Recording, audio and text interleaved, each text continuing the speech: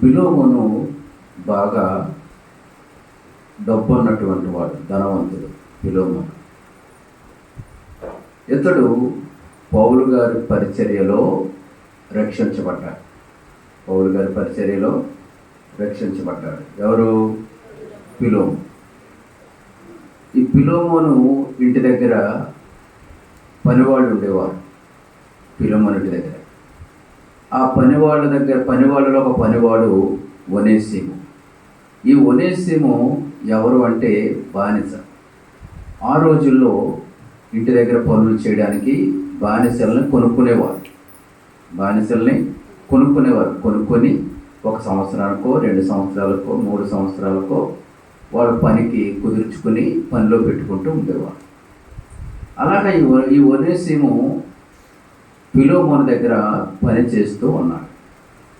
పని చేస్తూ ఉన్న సమయంలో ఈ ఫిలోమోను మరి పనివాడు కదా, మరి అన్నిసార్లు యజమాని మాట వింటాడా? వినడం. ఏదో ఒక సమయంలో అతనిలోనూ కోపాలను ద్వేషాలను చూపిస్తూ ఉండేవాడు. ఒకసారి ఇతను ఏం చేశాడు అంటే, ఇతడు మొత్తం మీద దొంగతనం చేశాడో ఏం చేశాడో తెలియదు, కానీ ఫిలోమోను ఇతని మీద కంప్లైంట్ ఇచ్చాడు. స్టేషన్లో కంప్లైంట్ ఇస్తే తీసుకెళ్ళి ఇతన్ని రోమాపట్నంలో జైల్లో పెట్టారు. ఒనేసిము కంప్లైంట్ ఇచ్చింది ఎవరు? ఫిలోమోను కంప్లైంట్ ఇచ్చాడు. అంచేత ఈ ఒనేసిము ఎలాంటి వాడు అంటే, అతడు మాట విననివాడు, యజమాని మీద తిరుగుబాటు చేసినవాడు, దాని పనిలో నమ్మకత్వము లేకుండా ఉన్నవాడు, దొంగతనం చేసి పారిపోయినటువంటి వాడు. పారిపోతే అప్పుడు కంప్లైంట్ ఇస్తే తీసుకెళ్ళి ఎక్కడ పెట్టారు? జైల్లో పెట్టారు. ఎక్కడ జైల్లో పెట్టారు? అదే సమయానికి పౌలు గారు కూడా రోమా జైల్లో ఉన్నాడు. పౌలు గారు ఏ సెల్లో అయితే ఉన్నాడో ఈ యొక్క ఒనేసిమును కూడా తీసుకెళ్ళి అదే సెల్లో పెట్టారన్నమాట. అందుచేత ఈ విషయాన్ని గూర్చి ఈ పత్రిక రాయడం జరిగింది. ఈ విషయాన్ని గూర్చి అంచేత దేవుని దృష్టిలో అందరూ, చెప్పండి, అందరూ ఒక్కటే. దేవుని దృష్టిలో అందరూ ఒక్కటే. అంచేత ధనవంతుడికి దేవుని దగ్గర ఎటువంటి ప్రేమ ఉంటుందో పేదవాడికి కూడా అదే ప్రేమ ఉంటుంది దేవుని దగ్గర. రక్షించబడిన దొంగకి ఎంత ప్రేమ ఉంటుందో దేవుని దగ్గర, రక్షించబడిన పాపికి కూడా, చెప్పండి, అంతే ప్రేమ ఉంటుంది. అంచేత దేవుడు తన ప్రేమను అందరి పట్ల సమానంగా చూపించేవాడు. ఈ పత్రికలో మనం కొన్ని పేర్లు చూస్తాం. ఏంటి పేర్లు? మొదటి వచనంలో చదువుతున్నాను. క్రీస్తు యేసు ఖైదీ అయిన పౌలును, సహోదరుడైన తిమోతిను, మా ప్రియుడును జత పనివాడినైన ఫిలోమోనునకును, మన సహోదరి అయిన అప్పియకును, తోటి యోధుడైన అర్కిప్పునకును, నీ ఎంట ఉన్న సంఘమునకును శుభమని చెప్పి వ్రాయినది. పౌలు గారు ఈయన ఎవరు? ఎందుకంటే నేను సువార్త చెప్తున్నాను, సువార్త చెప్తా ఉంటే సువార్త చెప్పవద్దని చెప్పండి విరోధులు నన్ను తీసుకెళ్ళి ఏం చేశారు? జైల్లో పెట్టించారు. నేను యేసయ్య కొరకు ఏం చేస్తున్నాను? నేను శిక్షను అనుభవిస్తున్నాను. యేసయ్య సువార్త కొరకు, యేసయ్య పరిచర్య కొరకు నేను శిక్షను అనుభవిస్తూ ఉన్నాను. అంచేత నేను ఎవరి ఖైదీని? క్రీస్తు యేసు ఖైదీని అన్నాడు. ఎవరు? పౌలు గారు. రెండవది ఏమంటున్నాడు? సహోదరుడైన తిమోతియును. తిమోతి, పౌలు అన్న పేరుకి అర్థం ఏంటంటే చిన్నవాడు అని అర్థం. పౌలు అన్న పేరుకి అర్థం ఏంటి? చిన్నవాడు అని అర్థం పౌలు అన్న పేరుకి. అలాగనే ఈ తిమోతి అన్న పేరుకి అర్థం ఏంటంటే దేవుని ఘనపరచువాడు అని. ఈ తిమోతి అందరికంటే ఎక్కువగా దేవుణ్ణి ప్రేమించినవాడు. దేవుణ్ణి తన ప్రవర్తన ద్వారా, వాక్యానికి లోబడి వాక్యానుసారముగా జీవించడం ద్వారా ఈ తిమోతి దేవుణ్ణి ఏం చేస్తున్నాడు? ఘనపరుస్తూ ఉన్నాడు. అంచేత తిమోతి అన్న పేరుకి అర్థం ఏంటి? దేవుని ఘనపరచువాడు. పౌలు గారు అంటాడు, నేను చిన్నవాడిని, అందరిలో కల్లా నేను, చెప్పండి, అందరిలో కల్లా ప్రధానమైన పాపి నేను. అందరికీ యేసే కనిపించిన తర్వాత నాకు కూడా కనిపించాడైనా. నేను అందరిలో చిన్నవాడిని, పాపులందరిలో ప్రధానిని. అంచేత నేను క్రీస్తు యేసు కొరకు నేను ఖైదీగా ఉన్నాను. తిమోతి ఎవరు పరిచర్యలో రక్షించబడ్డాడు? పౌలు గారి పరిచర్యలో రక్షించబడ్డాడు. అందుకని తిమోతికి రాసినటువంటి 1-2 పత్రికల్లో ఆయన అంటాడు కదా, నా నిజమైన కుమారుడు తిమోతికి శుభమని చెప్పి రాయినది. ఏమన్నాడు? మొదటగాను కుమారుడు అన్నాడు. ఇతడు నా ఆత్మ సంబంధమైన కుమారుడు, నేను దేవుని సువార్త ద్వారా తన కన్నాను. అంచేత ఆత్మ సంబంధమైన కుమారుడు కాబట్టి తిమోతిని కుమారుడు అని సంబోధించాడు. ఎక్కడే వారు సంబోధిస్తూ ఉన్నాడు? ఇక్కడ సహోదరుడు అంటున్నాడు. అంచేత అంటే పౌలు గారు ఎదుగుతూ ఈ యొక్క తిమోతి దేవుల్లో ఏం చేస్తాడు చెప్పండి? ఎదుగుతూ ఉన్నాడు. ఆ తర్వాత కాలంలో పౌలు గారు తిమోతిని అంటారు, నా జత పనివాడు, నాతో కలిసి పరిచర్య చేస్తున్నాడు.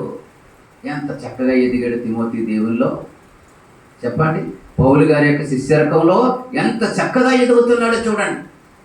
అంచేత మనము కూడా దేవుని సేవకుల యొక్క చెప్పండి సంరక్షణలో మనం ఎదుగుతూ ఉండాలి.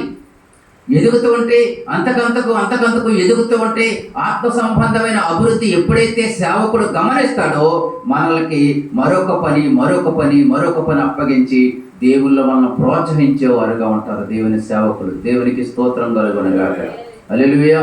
అంచేత ఈ తిమోతి పౌలు గారి దగ్గర ఏం కాపాడుకున్నాడు? నమ్మకత్వం. పౌలు గారు తిమోతిని ఏం చేశాడు? నమ్మాడే లేదా? నమ్మకపోతే పత్రికల్లో తిమోతి పేరు రాయవలసిన అవసరం పౌలు గారికి లేదు. అసలు నమ్మాడు కాబట్టి అతనిలో నమ్మకత్వాన్ని బట్టి, అతనిలో ఉన్న విశ్వాసాన్ని బట్టి, అతడు పరిచర్య చేస్తున్న విధానాన్ని బట్టి, అతడు దేవుడికి సమర్పించుకున్న విధానాన్ని బట్టి పౌలు గారు ఇవన్నీ గమనించి తిమోతిని ఏం చేస్తాడైనా ప్రోత్సహిస్తూ ఉన్నాడు. ఇంకొక మాట చెప్పాలంటే తిమోతి కోసం పౌలు గారు అన్నారు, ఓ తిమోతి, నేను పరిచర్య చేస్తూ ఉంటాను, నేను ఎలా చేస్తున్నానో నువ్వు గమనిస్తూ ఉండు, చూస్తూ ఉన్నాను. అలా కొంతకాలం చూశాడు. కొంతకాలం తర్వాత అప్పుడు పౌలు గారు అన్నారు, తిమోతి, ఇప్పుడు నువ్వు పరిచర్య చేయి, నేను నిన్ను చూస్తూ ఉంటాను. అలాగే తిమోతి అంచెలంచెలుగా క్రమక్రమంగా దేవుల్లో ఎదగడం, సేవకుల యొక్క అదుపాజ్ఞలో ఉండడం, సేవకుడు చెప్పినట్లుగా పరిచర్య చేసి రావడం. అంటే తిమోతి అన్ని విషయములలో కూడా ఈ యొక్క పౌలు గారికి నమ్మకముగా కొంతమంది పరిచర్యలో సహకరించారు. వారందరి పేర్లు కూడా ఈ పత్రికల్లో పౌలు గారు రాయడం జరిగింది. అందుకని అంటాడు, అందుకే ఈ కొలస్సీ పత్రికలో చదువుతాను చూడండి. కొలస్సీ పత్రిక 1:7 చదువుతాను చూడండి. అక్కడ ఒక వ్యక్తి కోసం పౌలు గారు చెప్తున్నారు, ఎపఫ్రా అను మా ప్రియుడైన తోడి దాసుని వలన మీరు ఈ సంగతులను నేర్చుకుంటురి. అతడు మా విషయంలో నమ్మకమైన క్రీస్తు పరిచారకుడు. అంటే ఎపఫ్రా అనేటువంటి వ్యక్తి చెప్పడు కొలస్సీ పట్టణంలో పరిచర్య చేశాడు. అంటే పౌలు గారు అంటున్నారు, అతడు మా విషయంలో నమ్మకమైన క్రీస్తు పరిచారకుడు. అంచేత దేవునిలో మనం అందరం కూడా ఏం కాపాడుకోవాలి? మనం చెప్పండి, నమ్మకత్వాన్ని పోగొట్టుకున్నాం అనుకోండి, నేనైనా మీరైనా ఎవరైనా కానీ తిరిగి మరలా అది సంపాదించుకోవడం చాలా కష్టం. అందుకని ఈ రోజుల్లో నమ్మకమైన మనుషులు దొరకట్లేదు. ఈ రోజుల్లో నమ్మకమైన మనుషులు దొరకడం చాలా కష్టం. నేను పలానా వాళ్ళు నమ్మకమైన వాళ్ళని గుర్తించడం కూడా చాలా కష్టమైపోయినటువంటి రోజులు. ఎవరిని నమ్మాలో ఎవరిని నమ్మకూడదన్న రోజులు. దేవుల్లో ఉన్న వాళ్ళు కూడా చెప్పండి నమ్మకస్తులుగా ఉండడం లేదు. ప్రభువుని ఎరిగినా, ప్రభువుని నమ్మినా ఎవరి పని మీద అల్లబడుతున్నారు. నిజమైంది, వాస్తవం ఇది. పౌలు గారు కూడా అంతే, అలాగంటాడు ఆయన కూడాను. నేను మీ విషయమై నాకు మరలా ప్రసవ వేదన కలుగుతుందని బాధపడతాడు. ఎందుకు? మీరు మరలా లోకంలో కలిసిపోతే, ఆ పరలోకాన్ని కోల్పోతే, ఆ నరకంలో మీరు కాలిపోతారని మీ విషయమై నాకు మరలా ప్రసవ వేదన కలుగుతుందని గలతీ సంఘానికి వచ్చి పౌలు గారు చాలా బాధపడ్డాడు. పౌలు గారు అందుచేత నమ్మకాన్ని మనం ఏం చేయకూడదు? పాడు చేసుకోకూడదు. దేవుణ్ణి నమ్మిన మనము దేవునిలో ఈ భూమి మీద బ్రతికినంత కాలము కూడా నమ్మకంగానే ఉండాలా. దేవుని వాక్యం ఏం చెప్తుందో అది చేయడానికే మనం ప్రయత్నం చేయాలి. దేవునికి స్తోత్రం కలుగునుగాక. అంచేత తిమోతి ఎలాగున్నాడు చెప్పండి? తిమోతి ఎలాగున్నాడు? పరిచర్య కొరకు పౌలు గారు ఏం చేస్తున్నారు చెప్పండి? ఖైదుగా ఉన్నాడు. తిమోతి ఏం చేస్తున్నాడు? నమ్మకముగా పరిచర్య చేస్తూ ఉన్నాడు. పౌలు గారిని చెప్పండి, తిమోతిని ఎవరు ప్రోత్సహిస్తూ ఉన్నారు చెప్పండి? పౌలు గారు. పౌలు గారిని ఎవరు ప్రోత్సహించారు? పౌలు గారిని బర్నబా ప్రోత్సహించాడు. పౌలు గారిని ఎవరు ప్రోత్సహించారు? బర్నబా. పౌలు గారిని మారు మనసు పొందిన తర్వాత ఎవరో నమ్మలేదు పౌలు గారిని. పౌలు గారిని ఎవరు నమ్మలేదు. ఆయన మారు మనసు పొందిన తర్వాత ఈ నిజంగా మారు మనసు పొందాడా లేదా, లేకపోతే ఇదో గ్యాస్ వేసుకుని వచ్చాడా, ఊడో సంఘాన్ని బాధ పెట్టాడు, సంఘాన్ని హింసించాడు, దేవుని నమ్ముకున్న బిడ్డలు ఎంతో బాధ పెట్టాడు, అలా మారాడా లేదని చెప్పుడు బర్నబా జాగ్రత్తగా గమనించి ఇతడు నిజముగా మారు మనసు పొందాడు, ఇతడు దేవుడు చూశాడు, ఇతడు చెప్పండి సువార్త ప్రకటిస్తున్నాడు, నిజంగా మారాడు అని యెరూషలేము సంఘాన్ని తీసుకొచ్చి పరిచయం చేశాడు. పౌలు గారిని ప్రోత్సహించింది ఎవరు? బర్నబా. ప్రతి ఒక్కళ్ళని కూడా ప్రోత్సహించేవాడు. నన్ను ప్రోత్సహించింది ఎవరు? ఒప్పాళ్ళలో ఉన్న మా సహోదరుడు. వాళ్ళు నన్ను ప్రోత్సహించారు. ఆ తర్వాత నేను కొంతమందిని ప్రోత్సహించాను. ఆ తర్వాత వాళ్ళు ఏదైనా సందర్భం వచ్చినప్పుడు వాళ్ళు ఏం చేస్తూ ఉంటారు? చెప్పుకుంటూ ఉంటారు. దేవునికి స్తోత్రం కలుగుని కాక. అంతేకాక ఇంకేమంటున్నాడు ఇక్కడ 2వ వచనంలో, మన సహోదరి అయిన అప్పియకును తోడి యోధుడైన అర్కిప్పునకును నీ ఇంట ఉన్న సంగమునకును శుభమని చెప్పి రాయినది. పిలోమోని ఎవరని చెప్పుకున్నాం చెప్పండి? పిలోమోని ఎవరని చెప్పుకున్నాం? ధనవంతుడు. ఎవరు? ధనవంతుడు. ఏ ఊరికి చెందినవాడు? ఏ ఊరికి చెందినవాడు? కొలసి పట్టణానికి చెందినవాడు. అప్పియా. అప్పియా అంటే ఒక స్త్రీ పేరు. ఆ పేరు ఒక స్త్రీ పేరు. ఎవరి స్త్రీ? పిలోమోను భార్య. పిలోమోను భార్య పేరు ఏం పేరు? అప్పియా. పిలోమోను కొడుకు పేరు అర్కిప్పు. పిలోమోను కొడుకు పేరు ఏం పేరు? అర్కిప్పు. అంచేత ఆ కుటుంబం అంతా కూడా ఆ ఇంటి దగ్గరే సంఘం ప్రారంభించబడి పరిచర్య జరుగుతుంది. ఎందుకంటే ఆ రోజుల్లో చెప్పండి ప్రార్థనా స్థలాలన్నీ కూడా ఎక్కడ? ఇంటి దగ్గరే. ఇక్కడ ఈ అర్కిప్పు అంటే ఎవరు చెప్పండి? పిలోమోను కొడుకు.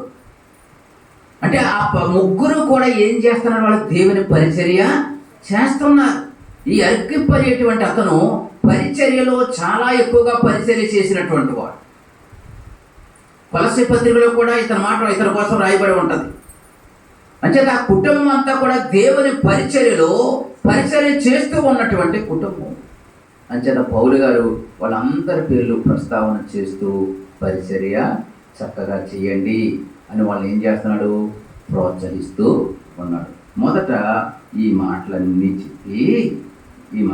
చెప్పి పిలోమోను అన్న పేరుకి అర్థం ఏంటంటే ప్రేమ గలవాడు, ప్రేమించువాడు లేక ప్రేమ గలవాడు అని అర్థం.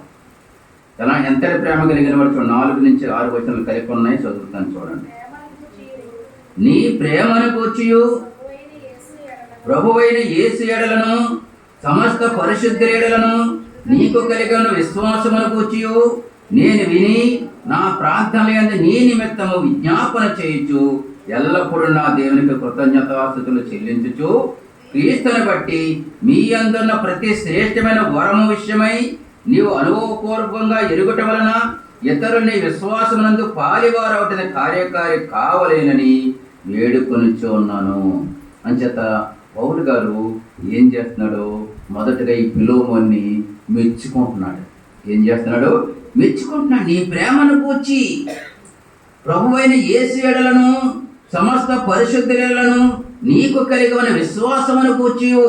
అందుచేత పౌలు గారు ఇతనిలో ఉన్న ప్రేమను చూశాడు. అతడు ఇతర విశ్వాసుల పట్ల చూపిస్తున్నాడు. విశ్వాసమును చూచి ఈ యొక్క పిలోమోన్ని ఏం చేస్తా ఉన్నాడు చెప్పండి? మెచ్చుకుంటున్నాడు. అంచేత పౌలు గారు ఇతని పట్ల తన ప్రేమను చూపిస్తూ ఉన్నాడు. రెండవదిగా ఇతను ఎలాగొన్న ఇతని కొరకు ఏం చేస్తూ ఉన్నాడు? దేవునికి కృతజ్ఞతాస్తుతులు చెల్లిస్తూ ఉన్నాడు. మూడవదిగా పౌలు గారు ఇతని కొరకు ఏం చేస్తున్నాడు? ప్రార్థన చేస్తూ ఉన్నాడు. దేవునికి స్తోత్రం కలుగునుగాక.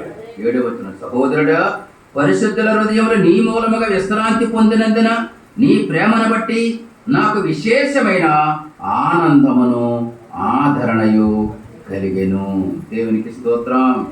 హల్లెలూయా. అందుచేత ఈ యొక్క పిలోమోను ప్రేమ కలిగినటువంటి వాడు. ఈ పిలోమోను సంఘముతో సహవాసము కలిగినటువంటి వాడు. తోటి సహోదరులు ధనవంతుడు కదా, నేను డబ్బున్నవాడిని కదా అని ఏమాత్రం కూడా అతడు అలాంటి ఆలోచనలు ఏమీ రానివ్వలేదు. కానీ అందరి పట్ల ఏం చేస్తున్నాడు? ప్రేమ కలిగి ఉన్నాడు. అందరితోటి సహవాసం చేసేటువంటి వ్యక్తిగా ఉన్నాడు. ఎవరు? ఫిలోమోను. అంచేత పౌలు గారు మొదటిగా తన గురించి ఏం చేస్తా ఉన్నాడు? ఈయన పౌలు గారు మెచ్చుకుంటున్నాడు. ఎందుకంటే అతను చేసినటువంటి, అతను జీవిస్తున్న విధానం, అతను చేస్తున్న పరిచర్య, అతను కలిగి ఉన్న సహవాసం, ఇవన్నీ పౌలు గారికి తెలిసి పౌలు గారు ఈ యొక్క ఫిలోమోను గురించి మంచి మాటలు చెప్తూ ఉంటాడు. దేవునికి స్తోత్రం కలుగునుగాక. హల్లెలూయా. ఇక రెండవ సంగతి ఏంటంటే, పౌలు గారు వేడుకుంటున్నాడు, ఫిలోమోన్ని వేడుకుంటున్నాడు. 8వ వచనం దగ్గర నుంచి 16వ వచనం వరకు మనం చదివితే ఫిలోమోను కోసం చూడండి, 8, 10 వచనాలు కలిపి ఉన్నాయి. చదవండి. ఒకరు యుక్తమైన దానిని గూర్చి నీకు ఆజ్ఞాపించుటకు క్రీస్తునందు నాకు బహుధైర్యము కలిగి ఉన్నను, వృద్ధుడను, ఇప్పుడు క్రీస్తు యేసు ఖైదీనైన పౌలను నేను ప్రేమను బట్టి వేడుకొనుట మరి మంచిదనుకొని నా బంధకములలో నేను కనిన నా కుమారుడగా ఒనేసిము కోసరము నిన్ను వేడుకొనుచు ఉన్నాను. అంచేత ఓ ఫిలోమోన, నేను నీకు కొన్ని విషయాలు చెప్పాలనుకున్నాను. ఏమిటి ఆ విషయం అంటే, నేను ఈ ఉత్తరాన్ని ఎందుకు రాస్తానంటే ఫిలోమోను కోసం, ఈ యొక్క ఒనేసిము కోసం రాస్తూ ఉన్నాను. ఒనేసిము కోసము నేను నిన్ను వేడుకుంటూ ఉన్నాను.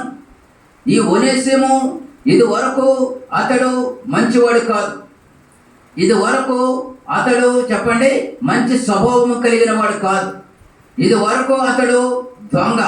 ఇది వరకు అతడు దుర్మార్గమైన పనులు చేసినటువంటి వాడు. అంచేత ఇది వరకు అతడు నిష్ప్రయోజనమైన వాడు, అంటే ఉపయోగము లేనివాడుగా ఉన్నాడు ఇది వరకు. అయితే ఇప్పుడు అతడు ఎలా మారాడు? అతడు చూడు 11వ వచనం, అతడు మునుపు నీకు నిష్ప్రయోజనమైన వాడే గాని ఇప్పుడు నీకును నాకును ప్రయోజనకరమైన వాడు. ఈ యొక్క ఒనేసిము అన్న పేరుకి అర్థం ఏంటంటే ప్రయోజనకరమైన వాడు. అంటే నిష్ప్రయోజకుడు ఏమైపోయాడు? ఇప్పుడు ప్రయోజకుడు అయ్యాడు. పనికిరానాడు ఇప్పుడు ఏమయ్యాడు? పనికి వచ్చేవాడు అయ్యాడు. అందరికి ఇష్టం లేనివాడు ఏమయ్యాడు? ఇప్పుడు అందరికి ఇష్టమైన వాడిగా మారాడు. ఎప్పుడు మారాడు? ఎప్పుడైతే దేవుని సువార్త అతడు స్పష్టంగా విన్నాడో, ఎప్పుడైతే పౌలు గారి దగ్గర ఉండి దేవుని మాటలు విన్నాడో, పౌలు గారి ప్రార్థన, పౌలు గారి యొక్క పరిచర్య అతని జీవితాన్ని ఏం చేసింది? ప్రయోజనకరముగా మార్చింది. అంచేత ఒక వ్యక్తి జీవితంలో అతడు ప్రయోజకుడు కావాలి అంటే, ఒక వ్యక్తి జీవితంలో ప్రయోజకులు కావాలి అంటే ఏం చేయాలి చెప్పండి? మారు మనసు పొందడం చాలా ప్రాముఖ్యం. మారు మనసు పొందకపోతే, మనసు మారకపోతే, దేవుని యొక్క పశ్చాత్తాపం కలిగిన బిడ్డలుగా ఉండకపోతే మన జీవితాలలో మనము ఆశీర్వాదకరమైన పరిస్థితులు మనము చూడలేము. అంచేత ఈ ఒనేసిము కోసం ఏమని చెప్తున్నాడు? మునుపు అతడు నిష్ప్రయోజకుడు, ప్రస్తుతం అతడు ప్రయోజకుడు. దేవునికి స్తోత్రం కలుగును. హల్లెలూయా. అంచేత యేసుని ఎరగక ముందు మనం కూడా ఎలా ఉండేవాళ్ళం? మనం కూడా ఎన్నెన్నో పనులు చేస్తాం.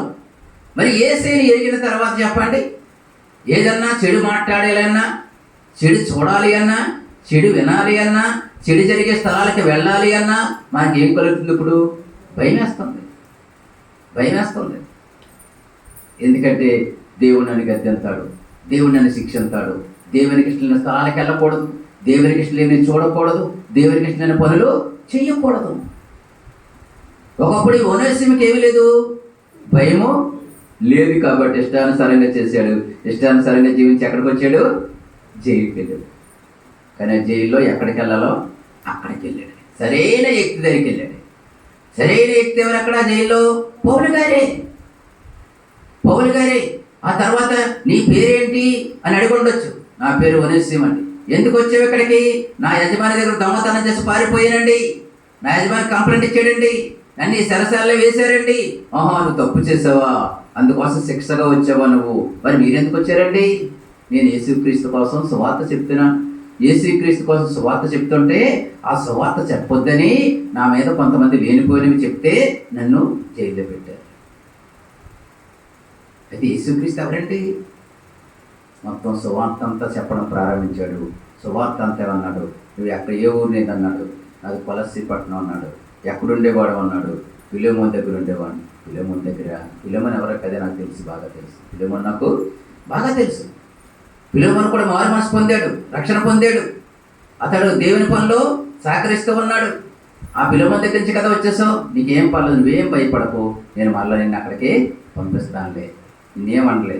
నువ్వేమైతే దొంగతనం చేసావో, నువ్వు అతని డబ్బులు ఏవైతే వాడేసుకున్నావో, అతని డబ్బులు ఏవైతే నువ్వు పట్టుకుపోయావో, అతని వస్తువులు ఏవైతే పాడు చేసావో, వాటిలన్నిటికీ ఎంత ఖర్చు అవుతుందో ఆ ఖర్చు అంతా నేను మళ్ళీ తిరిగి ఫిలెమోనుకి ఇచ్చేస్తాను. ఎంతైతే నువ్వు నష్టం చేసావో అంత నష్టాలు కూడా నేను తిరిగి మరలా ఎవరికి ఇచ్చేస్తాను? ఫిలెమోనుకి ఇచ్చేస్తాను. ఎందుకంటే డబ్బు ముఖ్యం కాదు, నువ్వు ముఖ్యం దేవునికి. నువ్వు దేవునికి ముఖ్యమయ్యా ఒనేసిము. నీ ఆత్మ ముఖ్యం. నువ్వు రక్షించబడితే పరలోకంలో ఉంటావు, రక్షణ పొందకపోతే నువ్వు నశించిపోతావు, నరకానికి పోతావు. అందుచేత నువ్వు చేసినటువంటి, చెప్పండి, నువ్వు చేసినటువంటి అన్యాయం కంటే నీ ఆత్మ చాలా విలువైనది. నువ్వు ఎంత నష్టం చేసావో ఆ నష్టం అంతా కూడా నేను నీకు ఏం చేస్తాను? ఇచ్చేస్తాను. ఫిలెమోనుకి ఇచ్చేస్తాను అంటున్నాడు. దేవునికి స్తోత్రం కలుగునుగాక. హల్లెలూయా.